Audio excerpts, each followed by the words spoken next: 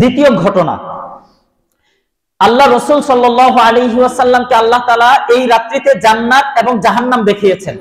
জান্নাত এবং জাহান্নাম দেখিয়েছেন। আল্লাহ রাসূল সাল্লাল্লাহু আলাইহি ওয়াসাল্লামকে আল্লাহ তাআলা কিয়ামতের দিন যে হাউজে কাউসার দান করবেন, এটাকেও আল্লাহ তাআলা রাসূলুল্লাহ সাল্লাল্লাহু আলাইহি ওয়াসাল্লামকে দেখিয়েছেন। জিবরিল আলাইহিস সালাম রাসূলুল্লাহ সাল্লাল্লাহু আলাইহি ওয়াসাল্লামকে নিয়ে যখন জাহান্নাম দেখাচ্ছিলেন, তখন তিনি এক শ্রেণীর মানুষকে দেখতে পেলেন। এক শ্রেণীর মানুষকে তিনি দেখতে পেলেন, লাহুম আযফারুম মিন নুহাস, তাদের নখগুলো হলো তামা দিয়ে তৈরি। নখগুলো কি দিয়ে তৈরি? ইয়াখমিশুনা বুজুহাহুম ওয়া সুদুরহুম, এই নখগুলো দিয়ে তারা তাদের গাল এবং বক্ষ বুকের মধ্যে শুধু আঁচড় দিচ্ছে, খামচে দিচ্ছে বারবার।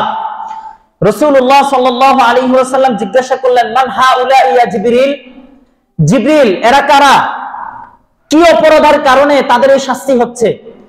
জিবরিল আলাইহিস সালাতু ওয়াস সালাম বললেন, আল্লাযীনা ইয়াকুলুনা লুহুমান নাস ওয়া ইয়াকাউনা ফি আরাদিহিম, এরা হলো এই সমস্ত লোক যারা পৃথিবীতে মানুষের গোশত ভক্ষণ করেছে এবং মানুষের ইজ্জত সম্মান আব্রু লুণ্ঠন করেছে।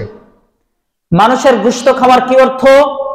মানুষের গোশত খাওয়ার অর্থ হলো মানুষের গীবত করা, মানুষের গীবত করা, পরনিন্দা করা, মানুষের সাথে অন্য মানুষের সাথে এমন আচরণ করা যার কারণে সে মনে কষ্ট পায়, মানুষের সম্মান ইজ্জত আব্রু লুণ্ঠন করা, নষ্ট করা।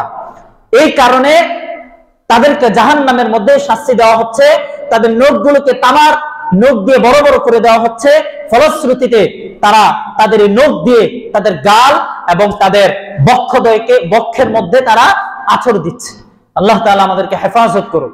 ভাই, আল্লাহ তাআলা কোরআন মাজিদে বলেছেন, ইয়া আইয়ুহাল্লাযীনা আমানু ইজতানিবু কাসীরাম মিনায-যন্ন ইন্না বা'দায-যন্নি ইসমু ওয়া লা তাজাসসাসু ওয়া লা ইয়াগতাব বা'দুকুম বা'দা, তোমাদের কেউ যেন কারো গীবত না করে।